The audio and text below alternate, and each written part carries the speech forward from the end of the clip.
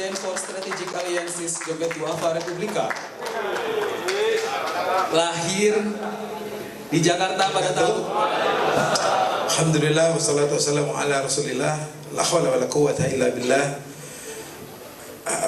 Tanpa harus panjang lebar, ini dalam waktu yang sangat menggembirakan ini, saya bersyukur bisa bertemu dengan Ketua Umum FOS Bapak Bram, Ketua-ketua Badan Amil Zakat, Ketua-ketua Lembaga Amil Zakat se-Indonesia, dan seluruh panitia untuk membuat rangkaian acara pembukaan dalam kerangka dialog.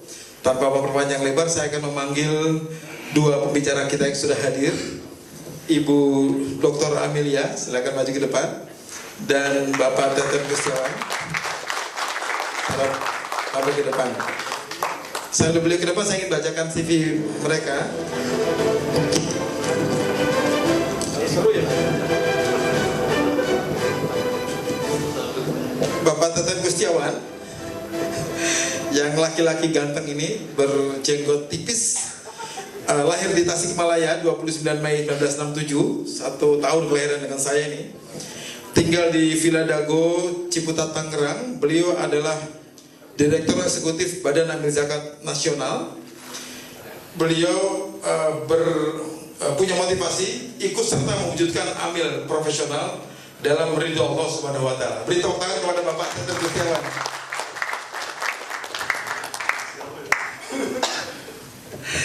Pembicara kedua adalah Ibu Amelia Fauzia. Beliau lahir di Tangerang 25 Maret 1971.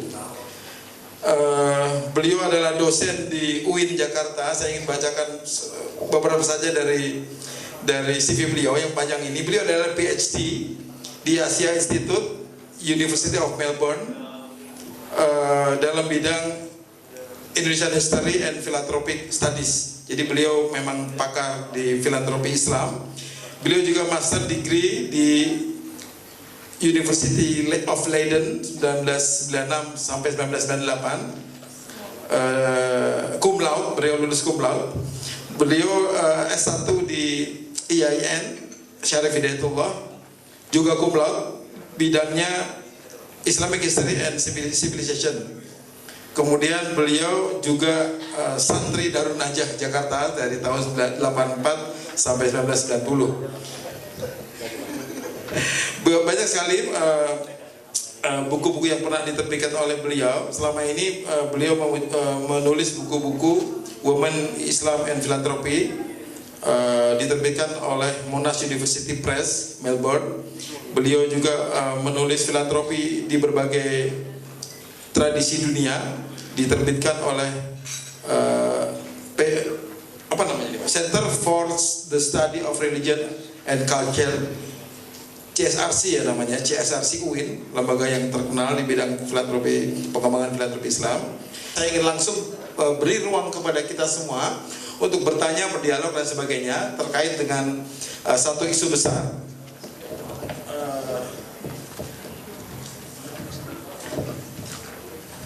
Tema diskusi kita kali ini adalah menakar peran masyarakat dalam pengelolaan zakat Indonesia. Hal ini penting untuk kita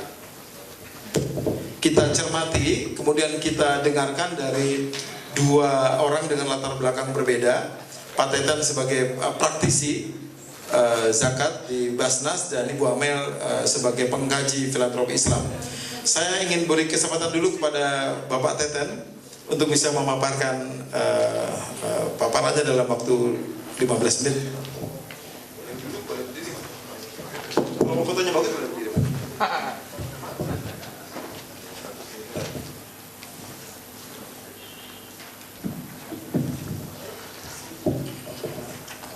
Bismillahirrahmanirrahim. Assalamualaikum warahmatullahi wabarakatuh. Alhamdulillah, alladzi khalaqal mauta wal hayata liyabluwakum ayyukum ahsanu amala wa huwal azizul ghafur. Asyhadu an la ilaha illallah wahdahu la syarika lahu wa asyhadu anna Muhammadan abduhu wa rasuluhu la nabiyya ba'da. Seluruh jajaran panitia yang saya hormati, Dr. Amelia dan juga Mas Arifin selaku moderator, yang saya hormati seluruh peserta Munas Forum Zakat yang ke-7, Alhamdulillah berbahagia sekali saya bisa hadir di tengah ibu dan bapak sekalian, dan alhamdulillah mendapat kesempatan di pertama ini. Mudah-mudahan kesan pertamanya baik sehingga Munaspos ini juga dapat berkesan baik sampai akhir nanti. Ibu dan bapak yang saya hormati, terkait dengan tema kita, ya saya mengambil apa yang Basnas alami atau Basnas rasakan paling tidak selama hampir 8 bulan ini. Dan ini sangat terkait dengan tema yang disampaikan tadi. Karena itu saya mengambil judulnya adalah mengukur kesiapan masyarakat membantu tugas Basnas melalui pembentukan LAS. Ya, mudah-mudahan ini bukan bahasa yang provokatif, ya, karena hal ini sudah kita klarifikasi di Mahkamah Konstitusi. Iya, sudah ditabayun secara syar'i, secara konstitusi. Baik, namun demikian mau tidak mau, suka tidak suka, saya tentu akan mengawali apa yang tercantum di dalam undang-undang, karena saya yakin bahwa pertemuan kita ini juga dilandasi oleh regulasi yang ada, yang sudah kita sepakati, walaupun mungkin masih ada yang belum pas menurut kita masing-masing, tapi sekali lagi lupakan itu, dan sekarang kita bertitik tolak daripada regulasi yang ada, yaitu Undang-Undang 23 tahun 2011. Undang-Undang 23 tahun 2011 menetapkan bahwa, mohon maaf ini yang mana ini yang saya pijit agak ya. Undang-Undang nomor 23 tahun 2011 tentang pengelolaan zakat menetapkan bahwa Basnas merupakan lembaga yang berwenang melaksanakan tugas pengelolaan zakat secara nasional. Kemudian dalam pasal lain disebutkan bahwa masyarakat dapat membantu Basnas dalam pengumpulan, pendistribusian, dan pendayagunaan zakat dengan membentuk lembaga amil zakat. Di sini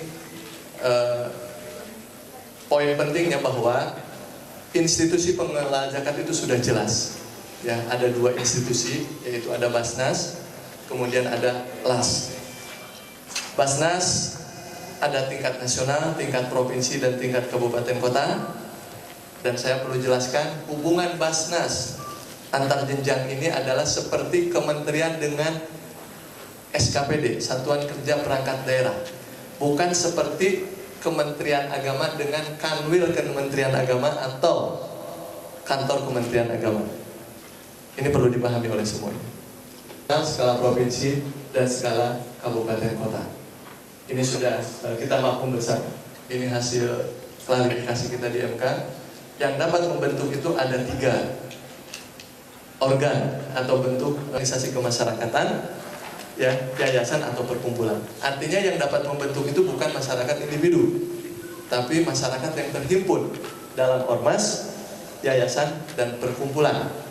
Nah, sehingga nanti ketika kita mau menangkal kesiapan masyarakat, ya, kita harus melihat dari 3 unsur tadi, ormas, ya, kemudian 2 badan hukum yang berbentuk yayasan dan perkumpulan, ya. Nah, pembentukan LAS kita sama-sama ketahui bahwa harus mendapat izin dari Menteri Agama Republik Indonesia untuk tingkat nasional, kemudian untuk tingkat provinsi nanti oleh Dirjen, ya, dan untuk skala kabupaten kota nanti oleh Kepala Kantor Kementerian Agama di provinsi. Dengan syarat yang sudah kita juga hafal. Ya, insya Allah yang hadir di sini saat ini saya mengatakan, ya, kecuali yang 18, maka yang lain itu bukan mewakili LAS, ya, tapi mewakili yayasan, perkumpulan, atau ormas.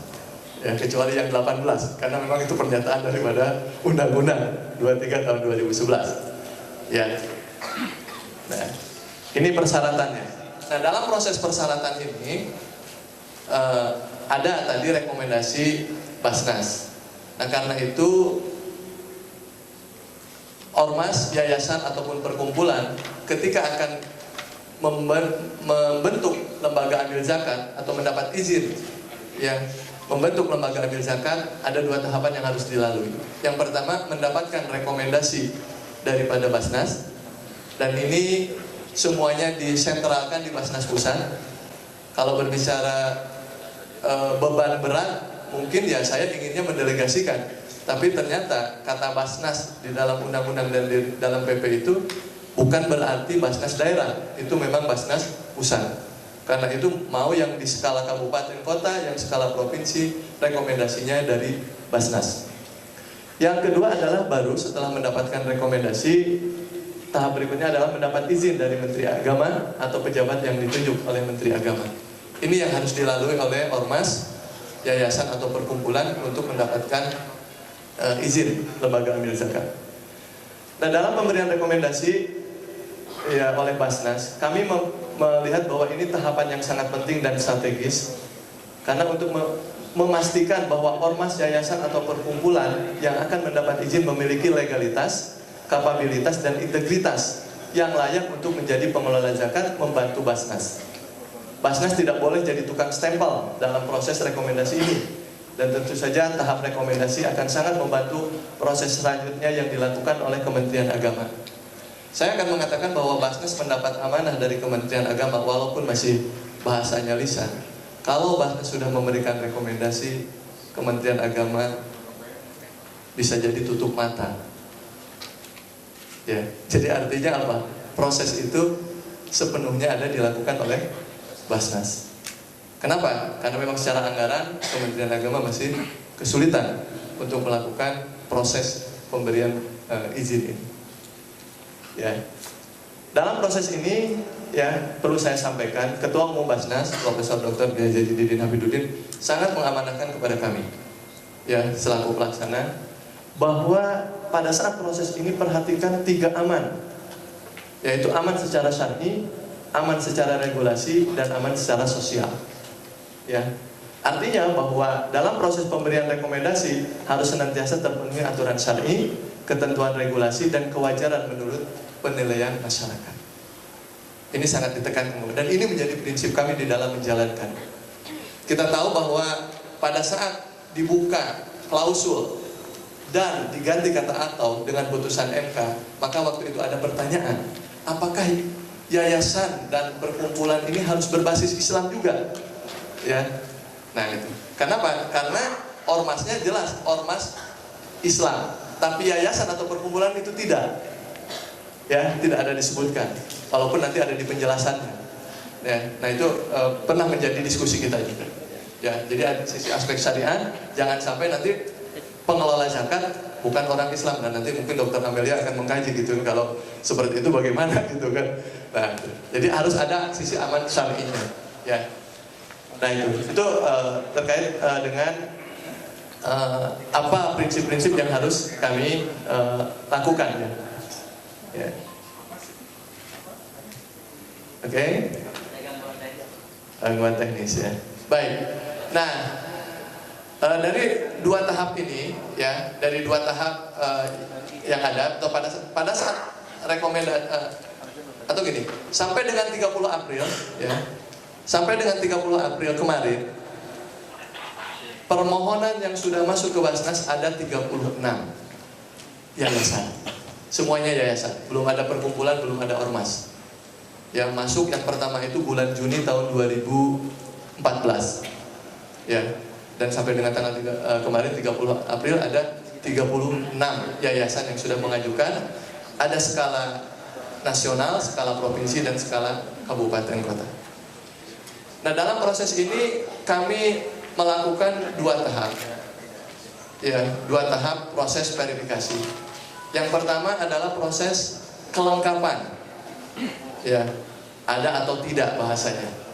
Ada atau tidak dokumen itu. Lengkap atau tidak persyaratan. Yang kedua adalah validasi keabsahan. Validasi keabsahan dari dokumen-dokumen yang disampaikan. Ya. Nah, kemudian setelah pada saat melakukan validasi keabsahan, kami juga melakukan 2 metode. Pertama, verifikasi administratif, yang kedua verifikasi faktual.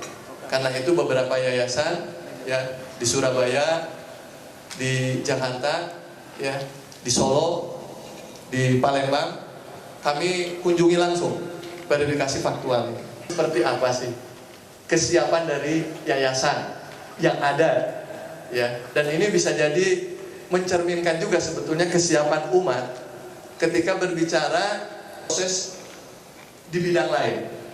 Misalnya kalau kita ajak di bidang katakanlah waktu itu dengan Bank Indonesia, ternyata legal formal ternyata. Nah, ya, ini ingin menjadi perhatian. Jadi dari apa yang kami rasakan ini nanti bisa menjadi pelajaran. Ya, baik. Ya, jadi ini lanjut dalam berikutnya. Ya. Nah, posisi sampai dengan saat ini, sampai dengan kemarin akhir bulan April. Dan jadi ini masalah aspek legal formal. Ya. Ini poin pertama, ya, yang menjadi catatan kita bersama. Dan ini termasuk las-las yang sekarang ada gitu, yang 18.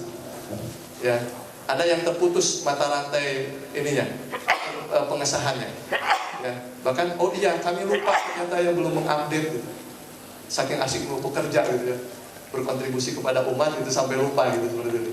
Padahal nanti kalau ada yang mempermasalahkan bisa kena gitu. Nah, ini termasuk yang las sekarang ada yang 18. Ya. Yang kedua adalah aspek sumber daya manusia. Bukti bahwa yayasan memiliki kemampuan teknis, keuangan dan administrasi adalah adanya pegawai yang kompeten dan bekerja penuh waktu. Ya. Secara umum yayasan dapat menyampaikan daftar pegawainya. Namun dalam hal surat pengangkatan pegawai yang menunjukkan ikatan kerja dan menggambarkan hak dan kewajiban, sebagian besar yayasan tidak dapat menunjukkan. Secara umum aja diatur apa katanya? Bayar upahnya sebelum kering-keringan. Bicara hak dan kewajiban begitu detail dalam hubungan kerja. Masa sekarang kita mau di lembaga syariah, hal itu justru nyaris tidak. Dan saya sampaikan juga ke Mas Bram. Mungkin pimpinan yayasan tidak merasa, atau kalau buruh saja punya hari libur dengan seperti itu, ternyata apa yang dituntut oleh buruh itu jauh lebih besar, ya, dari yang didapat sekarang oleh amil-amil basnas, amil-amil zakat. Itu kan PR buat kita. Apakah itu melanggar syariat? Silakan dikaji. Karena itu kami sangat dari awal ingin mensupport agar amil itu betul-betul menjadi pilihan profesi. Nah, karena itu kita sampai sekarang menanyakan, buktikan kepegawaiannya itu misalnya dengan BPJS Ketenagakerjaan. Karena apa? Saya punya rumah sehat Basnas di Sidoarjo. 4 bulan yang lalu pimpinannya dipanggil oleh kejaksaan. Setelah datang, ternyata bukan masalah apa-apa. BPJS Ketenagakerjaan menggunakan tangan kejaksaan untuk memastikan apakah pegawai di situ sudah ikut dalam BPJS Ketenagakerjaan. Bukan ada masalah apa-apa, cuma memastikan itu. Nah, tentu ketika kami ingin memberikan rekomendasi kepada yayasan, faktor ini menjadi pertimbangan juga. Nggak bisa diabaikan. Dan saya, Pak, tolong perhatikan, sampai saya agak merinding waktu itu. Nasib kami saya gantungkan kepada Bapak. Nggak boleh saya bilang gitu. Sampai kalimat itu ada. Ini juga menjadi perhatian. Jadi mulai ikatan kerja, hak kewajiban itu harus dipenuhi. Ya, itu yang tolong kita perhatikan. Ya. Nah, yang ketiga, ini aspek yang terakhir adalah dari aspek manajemen. Pada umumnya yayasan memiliki kegiatan dalam banyak bidang. Ya, jadi tidak ada hubungan langsung sebetulnya antara yayasan, ormas dan ini dengan las.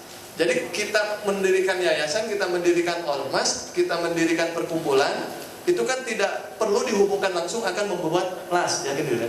Nah, karena itu pada umumnya yayasan atau perkumpulan ormas itu memiliki banyak bidang. Nah, pengelolaan zakat hanya salah satu saja di yayasan tersebut atau di banyak kegiatan mengakibatkan hampir semua yayasan yang mengajukan permohonan rekomendasi pembentukan las tidak melaksanakan atau melanggar anggaran dasarnya sendiri. Padahal di anggaran dasar itu disebut ketua dengan pengurus lain punya anggaran dasar tapi tidak dilaksanakan. Nah, karena itu ini terjadi. Maka banyak yang dikembalikan. Tolong diganti nih semuanya. Ya, surat-surat seperti itu tuh nggak sah, karena melanggar anggaran dasar sendiri. Sampai kami itu jadi hafal anggaran dasar yayasan pasal sekian gitu tentang ini bagaimana yang berwenang mewakili. Selain itu, ya, yayasan yang telah dikenal berkiprah dalam pemberdayaan masyarakat kesulitan ketika diminta intisar program. Waktu melaksanakannya nggak sadar, wah itu gawat itu. Begitu kan? Diminta hanya 2 tahun, lokasi di mana, programnya apa, siapa penerimanya gitu kan. Banyak yang nggak bisa. Ketika di faktual, kami sudah bekerja ini bangun, iya saya percaya, tapi kan nggak mungkin, bahasanya kemudian apa? Cuma kalimat aja gitu kan, nggak bisa. Ini dalam manajemen database. Dan tentu akhirnya kalau seperti ini, berbicara dalam konteks yang lebih besar, maka kita akan menjadi pelaku sejarah, tapi kita tidak pernah tercatat di dalam sejarah. Iya kan? Ya kita bukan Mauria, bukan. Tapi secara kelembagaan memang namanya lembaga, tidak ada babria bentuk lembaga. Tapi apa yang dilakukan oleh lembaga harus tercatat di dalam perjalanan sejarah ini. Itu yang saya harapkan. Ya. Ini 3 catatan yang mungkin menjadi renungan kita dan menjadi ukuran, menjadi introspeksi buat kita semua. Mungkin ini tidak mewakili secara keseluruhan umat, tapi paling tidak dalam konteks dunia zakat, saya atau kami menemukan realitas seperti itu. Mudah-mudahan ini menjadi informasi dan menjadi koreksi buat kita semua selaku para penggiat zakat. Itu saja yang bisa saya sampaikan. Terima kasih. Assalamualaikum warahmatullahi wabarakatuh. Assalamualaikum warahmatullahi wabarakatuh. Close buat Pak Teten. Menarik apa yang disampaikan Pak Teten. Beliau menceritakan tentang peran, ini lebih ke peran Basnas dalam mengukur kesiapan masyarakat untuk menjadi las ya. Saya catat 2, walaupun tadi ada 3. Satu pertama tentang legal formal, kita masih belepotan. Yang kedua tentang manajerial, kita mungkin masih belum kuat. Hanya saya merasa kurang gitu ya. Jadi saya pikir ada satu lagi yang perlu kita dengung-dengungkan dalam forum sore ini, yaitu ruh gitu. Nggak bisa negara zakat itu tanpa giroh, tanpa ruh, tanpa keinginan untuk memajukan Islam, keinginan untuk meninggikan kalimat Allah dalam di bumi. Mudah-mudahan kita semua terus mengembangkan manajerial, legal-legalan begituan, tapi terus dalam lingkaran ruh. Dan saya berdoa sesinya Mbak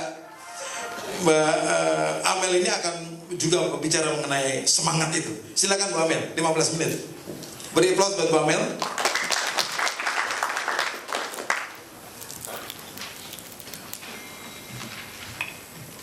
Bismillahirrahmanirrahim. Assalamualaikum warahmatullahi wabarakatuh. Alhamdulillah, alhamdulillahirobbilalamin. Wabihi nasta'in ala umuri dunya waddin. Wassalatu wassalamu ala asyrofil anbiya'i wal mursalin wa ala alihi washabbihi ajmain. Saya bahagia sekali bisa hadir di sini di depan para pejuang zakat yang saya kira ruhnya itu jauh melebihi dari semangat sekedar regulasi-regulasi yang ada di Indonesia. Saya di sini diminta, terima kasih Pak Bram dan Pak Nur. Saya kira tema yang diambil ini sangat signifikan, sangat penting. Jadi ada penguatan atau pemberdayaan mungkin dan kesejahteraan. Yang disebut equality kalau bahasa saya itu ya memastikan individu atau kelompok diperlakukan atau mendapat hak yang sama dan mendapat tempat yang sejajar. Kalau ada equality, ada inequality, tidak sejajaran. Kalau ada semangat equality artinya ada semangat non diskriminasi. Saya kira itu inherent di dalam istilah equality. Jadi ada keberpihakan pada yang lemah, pada yang kecil. Dan saya kira semua mafhum dalam praktek zakat, praktek filantropi itu semangat atau ruh filantropi itu mengandung semangat equality, semangat untuk kesejajaran, semangat untuk membantu yang selama ini terdiskriminasi. Saya kira semua juga paham dalam ada Said Kutub itu bukunya tentang al-adalah al-ijtimaiyah, social justice itu juga sangat kuat mengangkat semangat equality dalam Islam. Dan semangat equality dalam konteks ini akan saya sampaikan tidak hanya melulu dalam hal distribusi. Kita selalu berpikir distribusi zakat, bantuan, kedermawan itu harus equal, harus sama, harus seimbang antara yang kaya dan miskin. Iya, tapi tidak hanya itu. Tapi equality juga di dalamnya ada aspek memberi akses, memberi support pada organisasi zakat. Jadi bukan hanya di distribusinya juga, tapi di pengumpulan atau di aspek organisasi. Itu yang ingin saya sampaikan. Nah, kalau tadi peran masyarakat saya kira menarik sekali dan baik yang dipaparkan oleh Pak Teten ya dari Basnas. Saya kira itu realita. Kalau di sini saya melihat ada tiga stakeholder utama dari zakat. Yang pertama mungkin dari masyarakatnya itu sendiri. Kalau melihat masyarakat Indonesia ya tentu mereka yang berdonasi ya, yang mendukung LAS itu ada, yang berdonasi, yang membantu orang lain yang kesulitan. Nah ini peran masyarakat cukup beragam dan saya kira ini sangat aktif di Indonesia. Itu dibuktikan dengan banyaknya organisasi dan lembaga pengelola kedermawanan. Tidak hanya yang berada dalam yang tadi dapat stempel misalnya dari Kementerian Agama ya, tapi ada juga yayasan-yayasan yang itu juga sebenarnya mengelola zakat. Ada BAS, ada LAS, ada Basnas, ada CSR, lembaga filantropi, ada yang judulnya lembaga kemanusiaan, ada yang judulnya yayasan amal, banyak lainnya. Dan yang paling kuat dari filantropi di Indonesia adalah telah membangun civil society. Forum Zakat adalah salah satu civil society kekuatan dan sudah bertahan berapa 7 periode. Semakin kuat, semakin bertahan lama itu memperlihatkan kekuatan civil society khususnya dari bidang filantropi. Dan kalau melihat dari tingkat partisipasi masyarakat Indonesia dalam hal kedermawanan itu sangat tinggi. Itu bukan hanya Indonesia ya, dari di survei dunia, Indonesia itu negara, masyarakat yang paling tinggi tingkat dermawannya di dunia, melebihi Amerika. Kalau dilihat dari sisi muslim, kayaknya memang Indonesia tinggi itu karena yang menyumbang itu muslim. Kelihatan dari angka muslim Indonesia, partisipasi membayar zakat itu tertinggi di dunia Islam. Coba kita lihat, dan ini tidak hanya, saya kira ini partisipasi itu sosial kapital. Kita tidak hanya kapital melulu masalah uang, tapi justru semangat zakat itu ya sosial kapital yang justru harganya jauh lebih dari sekedar uang. Nah coba lihat ini, Indonesia, Malaysia, Thailand, di Muslim di Asia Tenggara. Menurut survei Pew Research Center tahun 2012, Religion and Public Life, yang paling tinggi Indonesia 98% menunaikan zakat. Ini sesuai dengan survei CSRC dan IPPC. Bandingkan dengan negara-negara Muslim lain di dunia. Jadi potensi kedermawanan kita, jadi kesiapan masyarakatnya itu udah lebih jauh dari siap melihat kayak gini. Jika dibandingkan dengan negara-negara yang lain. Nah, kalau ini peran masyarakat. Nah, kalau ada dua lagi yang ingin saya sampaikan. Jadi peran pemerintah, stakeholdernya jangan lupa selain masyarakat ada pemerintah dan nanti ada juga lembaga zakat atau lembaga filantropi Islam. Peran pemerintah, partai politik Islam muncul itu masa kolonial.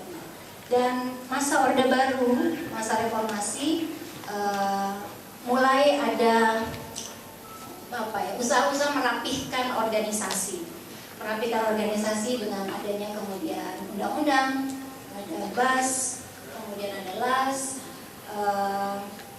ada birokratisasi. Ini bahan saya tapi ada tumpang tindih, tidak hanya di zakat. Misalnya saya di BWI, Badan Wakaf Indonesia, di BWI ada tugas seperti itu, tapi di Direktorat Wakaf ada tugas yang sama dan kelihatannya porsinya jauh lebih besar. Jadi organisasi banyak, benar tadi kita senang ya, mudah bikin organisasi tapi tumpang tindihnya manajemen ini apa ya, kacamata saya selaku akademisi. Nah, dari sisi lembaga zakat dan filantropi Islam, advokasi donatur belum serius banyak melakukan strategic giving dan belum ada yang sangat serius melakukan penguatan sektor filantropi. Jadi kalau sektor filantropinya tidak kita kuatkan sendiri, organisasi kita tidak kuatkan, ya ujung-ujungnya akan seperti lingkaran. Nah, itu dari 3 stakeholder. Nah, saya ingin melihat agak jauh dari atas. Dari atas saya mau melihat lagi tentang equality, tapi argumen saya adalah equality yang mungkin perlu teman-teman pikirkan adalah melalui keragaman pengelola filantropi. Keragaman itu artinya tidak hanya satu tunggal, tapi memperbolehkan adanya beragam katakanlah buzz atau las ya. Dan ini saya dalami dapat dari kira-kira sejarah pengelolaan zakat dan sedekah pada masa abad pertengahan Islam.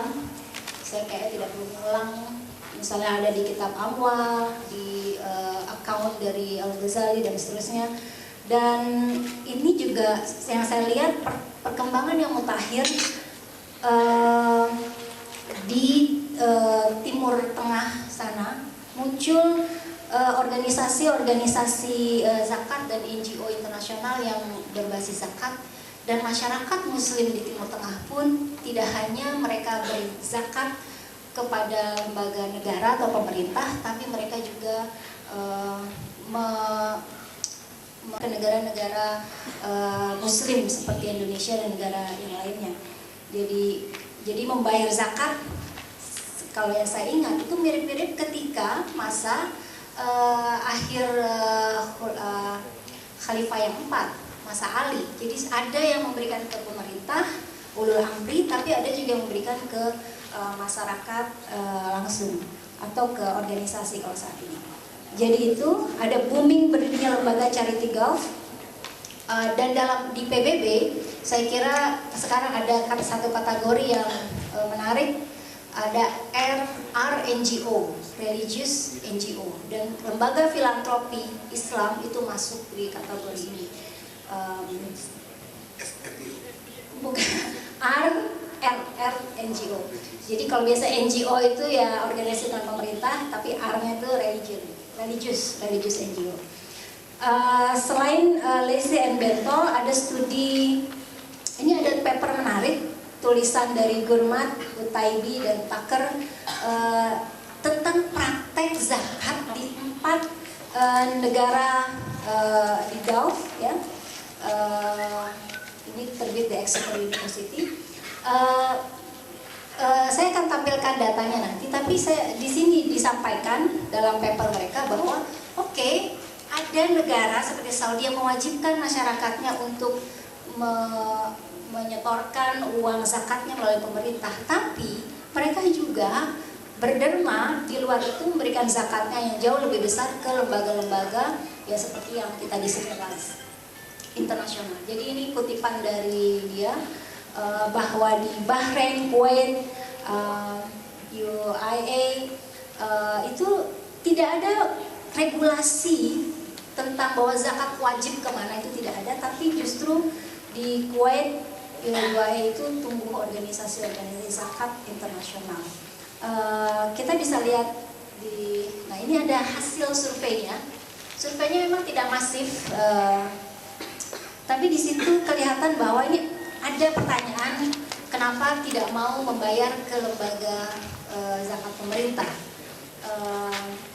Ada sebagian mau membayar, tapi sebagian ini para pengusaha yang ditanya, mereka bilang alasan tidak membayar itu karena itu alasannya yang 1, 2, 3. Jadi zakat itu kan hubungan antara manusia dengan Tuhan, ruh ya, bahasanya Mas Arifin, ruh, nah itu di situ. Dan mereka bilang saya prefer untuk membayar zakat saya sendiri. Tidak kalau di Pakistan mungkin kita tidur langsung aja zakatnya langsung dipotong di bank gitu. Jadi kita tidak sadar. Dan justru kekuatan di zakat itu adalah kekuatan ruh itu, kekuatan keikhlasan bagaimana masyarakat membayar dan dikelola oleh organisasi. Kira-kira ini dan lagi-lagi ada walaupun di Timur Tengah di 4 negara Gulf itu tetap mereka suara-suaranya saya kira hampir sama dengan apa yang ada di Indonesia. Nah, data selanjutnya ada siapa sih yang harusnya mengumpulkan zakat? Ini ada pertanyaan di situ. Nah, ini respon dari 4 negara di Gulf. Ini menarik, mungkin nyambung dengan Pak Teten tadi ya. Jadi yang pertama tetap negara. Jadi kalau kita di sini ada Basnas gitu. Nah, yang kedua itu charitable organization. Ya, LAS yang jumlahnya jauh lebih banyak, LAS. Menjadi urutan kedua. Yang ketiga Islamic Bank. Ya, tadi kata Pak Teten justru lebih siap. Dan yang terakhir ada commercial banks. Ya, orang yang mengkaji filantropi zakat di wilayah Timur Tengah. Tapi ada equality, lembaga-lembaga non pemerintah juga diberi ruang yang sama. Itu yang argumen saya. Nah, epilognya adalah mengikuti kitab Amwal Al-Ghazali dan sebagainya tadi. Kemudian kita juga kalau mau melewati kesulitan-kesulitan aturan dan seterusnya itu, coba kita lihat ikuti semangat keterbukaan pengelolaan dan keragaman organisasi filantropi NGO di Timur Tengah dan Eropa. Jadi mudah buat organisasi yang saya kira yang teman-teman yang ada di sini, saya kira mudah sekali untuk membuat organisasi yang profesional, kelasnya bisa internasional. Dan itu saya kira rahmatan lil alaminnya jauh lebih mengemuka dibanding kita di sini ribut-ribut masalah regulasi. Saya mendorong kalau ada dari Kementerian Agama, mendorong Kementerian Agama, pemerintah untuk memberi kesempatan yang sama, yang luas kepada LAS berkiprah. Jadi saya kira itu awalnya sudah diawali saya kira PKPU dulu ya, PKPU kemudian Zakat dan Wafa yang mendaftarkan dirinya menjadi lembaga kemanusiaan internasional. Saya kira itu menjadi pionir. Tapi bukan berarti lembaga seperti Basnas itu tidak dibutuhkan, tetap kita butuh lembaga yang mau capek-capek melihat organisasi lembaga-lembaga zakat yang masih kecil, yang masih lemah, yang butuh bantuan, butuh penguatan itu. Jadi ada di atas semangat equality, ada juga semangat strengthening yang saya berharap ada dari Basnas juga dan dari kawan-kawan NGO. Ya kalau lembaga sekelas Rumah Zakat, DD atau yang pokoknya teman-teman yang di sini yang udah besar-besar, tolonglah kalau ada lembaga-lembaga zakat yang kecil yang baru ya dibantu, diemong gitu. Jadi itu secara tidak langsung kita mendorong penguatan sektor filantropi dan mendorong lebih banyak donasi akan bisa kita potensi yang selama ini kita gembor-gemborkan itu akan lebih mudah kita jalani. Terakhir, tentu saja komitmen institusi filantropi dan ini usul saya untuk ke orang-orang yang memegang stakeholder terutama dari negara, pemerintah, bahwa kalau ingin mendorong perubahan, bahwa perubahan yang didorong itu yang mengikuti sunnatullah. Sunnatullah, ya ini bahasa saya, tapi sunnatullah itu sesuai dengan karakter zakat itu sendiri, sesuai dengan karakter lembaga zakat, lembaga non-profit. Karena memang dunia kita non-profit, dunia non-profit itu susah atau semuanya selalu dikepung oleh birokrasi. Jadi mungkin yang saya lihat perkembangan lembaga-lembaga filantropi Islam di Inggris itu justru luar biasa karena tidak terkungkung oleh seperti yang di sini birokrasi. Jadi mengikuti sunnatullah yang kita ya, sunnatullah yang ala kultur di Indonesia. Saya kira itu. Terima kasih. Assalamualaikum. Waalaikumsalam. Terima kasih Ibu Amel. Beliau menyampaikan tentang equality, strengthening, apa tadi terakhir? Oh ya, welfare dalam pengelolaan zakat. Dan saya senang sekali tadi ditutup dengan kata-kata buat apa ngurus zakat kalau nggak ada perubahan. Jadi memang ngurus zakat itu ya ujungnya adalah apa yang harus kita tingkatkan, apa yang harus kita rubah, apa yang berdampak di masyarakat. Saya ingin berikan waktu sampai maghrib untuk dialog bersama dua tokoh kita. Sudah banyak yang tunjuk tangan. Saya lihat Pak Sari nomor 1 sebelah kanan. Oh, yang paling semangat berdiri ya. Saya kasih silakan berdiri. Takut nggak kelihatan. Sorry, saya baru pindah ke kiri.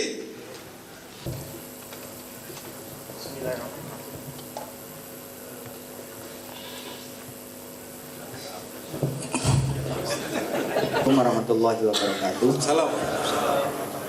Terima kasih Pak Teten, Bu Amel, Mas Arifin yang telah menyampaikan. Saya kira ini penting sekali buat kita dan saya menghormati dan senang sekali untuk bisa dibimbing bagaimana kita menjadi lembaga yang benar, menjadi lembaga yang legal, menjadi lembaga yang diakui. Pertanyaan buat Pak Teten tadi dijelaskan bahwa ada 5 lembaga yang sudah diberikan rekomendasi, tapi juga ada 5 lembaga yang tidak direkomendasi. Dampak dari 5 lembaga yang tidak direkomendasi, apakah kemudian tidak boleh melakukan operasi, tidak boleh melakukan penggalangan dana zakat dan kemudian tidak boleh juga menyalurkan, berarti tutup, atau memang kemudian ya tidak direkomendasi saja dan kemudian jalan seperti biasanya. Ya artinya begitu. Nah, jangan cuma tidak diberikan rekomendasi kemudian ya sudah nggak dikasih rekomendasi, ya sudah jalan aja gitu kan. Oke, pertama itu. Kemudian yang kedua, saya mengibaratkan posisi kita yang sedang meminta kepada Basnas untuk memberikan rekomendasi kepada yang nanti akan bisa diizinkan oleh Kementerian Agama. Saya mempunyai gambaran kita ini sekarang posisinya menjadi mustahik.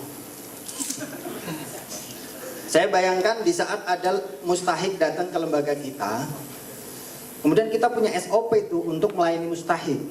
Pertama harus ada surat permohonan. Kemudian yang kedua harus ada kartu keluarga, harus ada KTP dan ada surat keterangan tidak mampu. Ini mustahik nih datang ke lembaga kita. Maka kalau di antara itu tidak ada, maka amil boleh menolak mustahik walaupun kelaparan di depan mata. Secara tugas dan tanggung jawab untuk melaksanakan sesuai dengan SOP.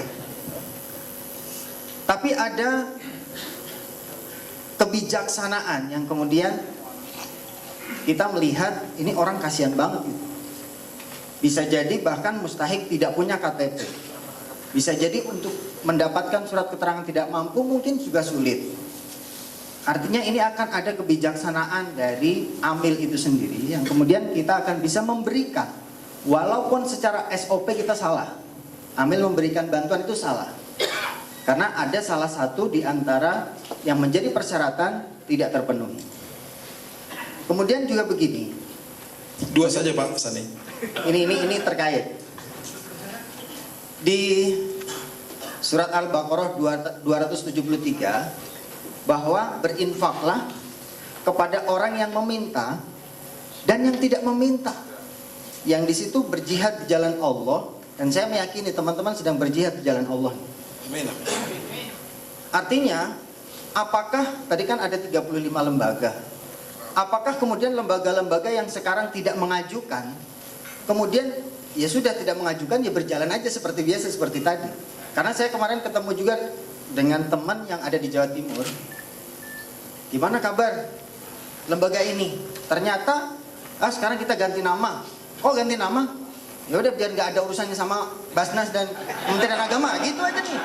Ya jadi ya sudah gitu kan. Apakah memang begitu? Ini saya kira menjadi bahan pemikiran kita semua. Terima kasih. Assalamualaikum warahmatullahi wabarakatuh. Assalamualaikum warahmatullahi wabarakatuh. Terima kasih Mas Andi, menarik.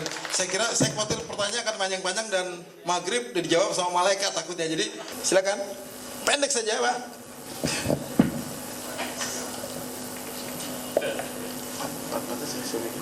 Saya ingin mengajak kita melihat benang merahnya yang tadi disampaikan oleh Pak Teten dan Bu Amelia, yaitu ada satu ruh yang mungkin kita agak lupakan di sini, yaitu Al-Baqarah 262 dan 264. Al-Baqarah 262 dan 264 itu benang merahnya adalah fungsi amil sebagai yang juga menjadi asnaf zakat, asnaf nomor 3 bahkan menurut At-Taubah ayat 60 itu sebagai fungsi asnaf zakat yang strategis di situ.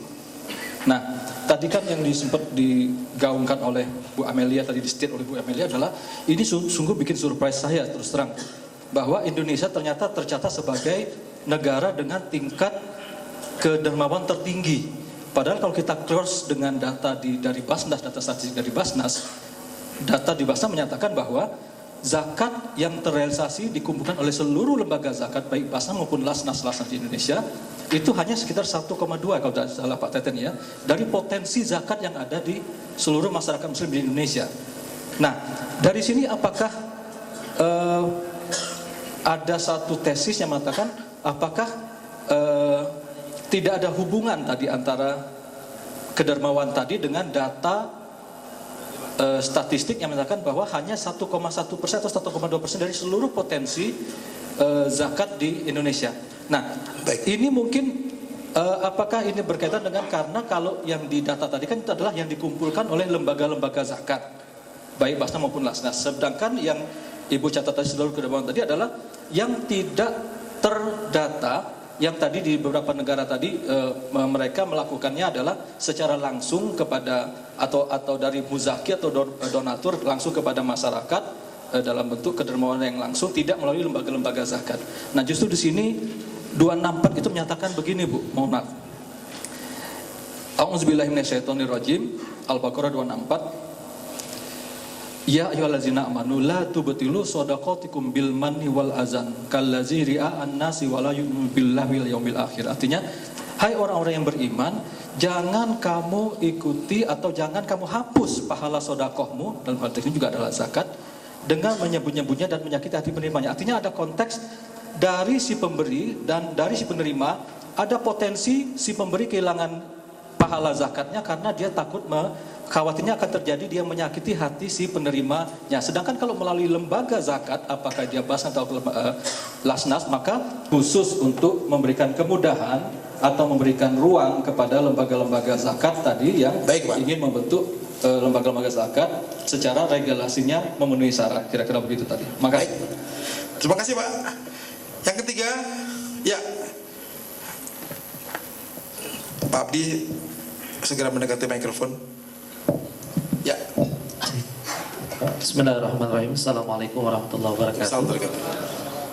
Langsung saja. Yang pertama kepada Pak Teten dari Basnas. Saya dari Lembaga Amil Zakat Al-Azhar Peduli Umat di bawah Yayasan Pesantren Islam Al-Azhar. Kami sudah mengajukan surat permohonan rekomendasi. Memang seperti yang tadi disampaikan oleh Pak Teten berkaitan dengan legal hukum. Bayangkan Al-Azhar yang sudah 63 tahun itu perubahan aktenya sangat luar biasa ya, bahkan kemarin terakhir diminta akte yang awal dan akte perubahan terus dari tahun ke tahun. Ini saya pikir ini tuaan Basnas atau tuaan GPI gitu, Al-Azhar gitu. Tadi saya berpikir begitu Pak ya, karena tadi saya berpikir cukuplah yang akte yang terakhir saja, itu kan sudah pasti akan melihat rujukan dari akte-akte yang sebelumnya, tapi itu pun sudah kami berikan ke Basnas. Lalu yang kedua, saya browsing di internet, itu memang ada juknis berkaitan dengan tata cara pengajuan rekomendasi. Dan salah satu poin di situ adalah Basnas harus memberikan rekomendasi paling lambat 15 hari. Nah, itu mohon penjelasan Pak, karena dalam browsing di situ tulisannya 15 hari Pak. Apakah 15 hari itu bagaimana? Terakhir Pak, buat Bu Amel.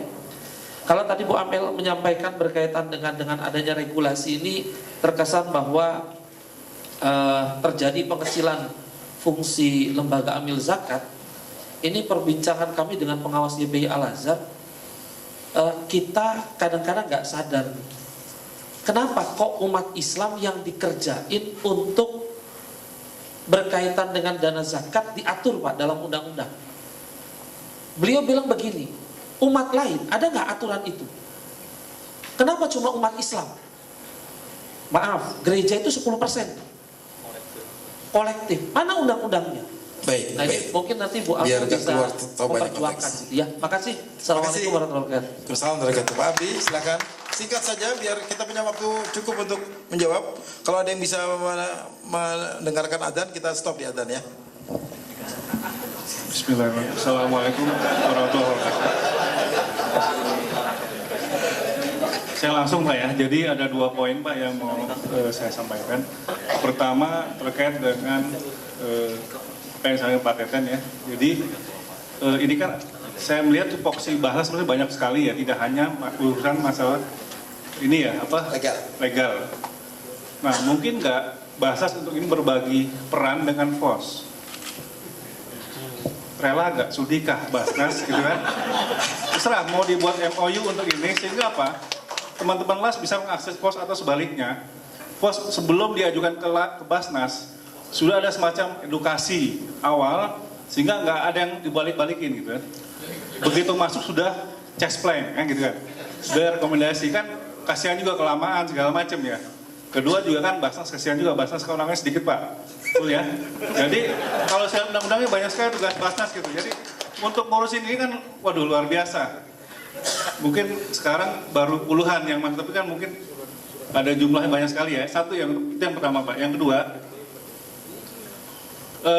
ada PR Basnas yang mungkin sedikit agak belok, tapi saya mengingatkan yang sampai hari ini, kalau karena Basnas mengklaim adalah lembaga yang memiliki pengelolaan zakat Indonesia, itu zakat mengurang penghasilan bruto. Sampai hari ini, yang sudah diundang-undangkan, sudah berapa kali dilakukan penyesuaian ya, undang-undang baru segala macam, belum bisa berjalan, ya kan gitu. Ini yang sudah dua kali undang-undang ya, ini sampai hari ini belum beres gitu. Ini kemana gitu loh. Nah kita las-las ini kan sebagai penikmat ya, penikmat regulasi, ya kan. Tapi nggak bisa pakai Pak gitu loh. Ini siapa yang tanggung jawab? Ya kan, ini dosa siapa ini gitu, tanda kutip ya. Mohon maaf Pak, itu aja. Jadi 2 poin, saya pikir ada banyak masalah yang memang urgent dan ini berdampak luar biasa terhadap penghimpunan. Tapi yang sifatnya tadi Ustaz tadi bilang artinya bicara ke amil ya, itu sebenarnya bukan saya bilang ACC korupsi Pak. Begitu menghadapi pasien yang gawat darurat, dia pikir kemanusiaan dia atau regulasi, iya kan? Baik. Oke itu Pak, terima kasih. Pak Abdi. Kita beri aplaus buat semua penanya, luar biasa. Tanyanya dalam-dalam nih, tapi banyak yang tentang prosedur. Nanti dijawab pendek saja, dan saya rasa nanti Basnas buka counter di sana, counter informasi prosedur. Rupanya belum sampai. Saya ingin memberikan kesempatan dulu kepada Ibu Amel untuk menjawab, karena ada banyak pertanyaan juga ke Ibu Amel, dan nanti dilanjutkan ke Pak Teten. Silakan Pak. Angka. Jadi yang tadi saya dapat itu angka dari Pew Research, partisipasi orang menunaikan zakat. Jadi kalau partisipasinya yang paling tinggi di seluruh dunia Indonesia. Tapi memang kalau yang kita punya itu real koleksinya. Jadi hasil misalnya survei di UIN tahun 2004 itu dari seluruh dana yang dikeluarkan oleh masyarakat hanya 5% saja yang masuk ke organisasi. 5% saja yang masuk ke organisasi. Jadi bisa dibayangkan kalau angka yang dikumpulkan oleh teman-teman dan termasuk oleh Basnas itu kecil ya, karena memang dia secara langsung diberikan ke masyarakat.